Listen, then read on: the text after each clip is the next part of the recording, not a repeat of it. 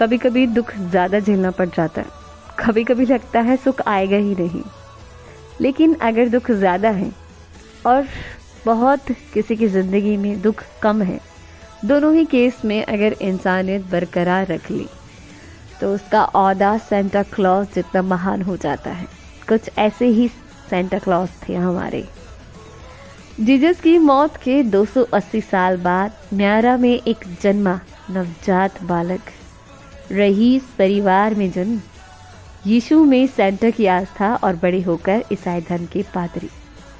कभी अपनी दरिया दिली से इंसानियत को बरकरार रखते हुए जिस सेंटा ने किसी गरीब की 3 कन्याओं को देह व्यापार के दलदल से बचाया, वो नेकी कर दरिया में डालने जैसी कहावत पर विश्वास करते थे।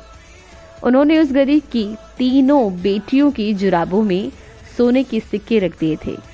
जब उन लड़कियों ने उन जुराबों को धोकर सुखाने के लिए रखा हुआ था, तभी चुपके से उन्होंने सोने के सिक्के उन जुराबों में रखे थे। फ्रांस में चिमनी घर में जूते लटकाने की प्रथा है। हॉलैंड में बच्चे सेंटा की रेडियर्स के लिए अपने जूते में गाजर भरकर रखते हैं, छुपके से।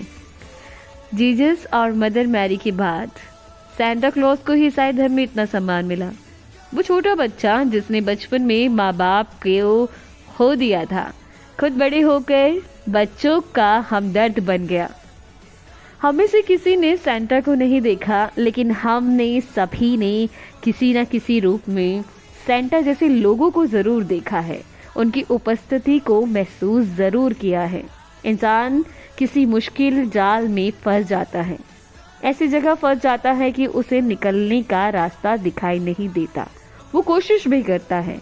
उसकी कोशिश को देखते हुए भगवान उसके सामने एक चमत्कार कर देता है, उसे उस जाल से बाहर निकाल ही लेता है। और इंसान के मुंह से तब क्या निकलता है? अरे ये कैसे हो गया?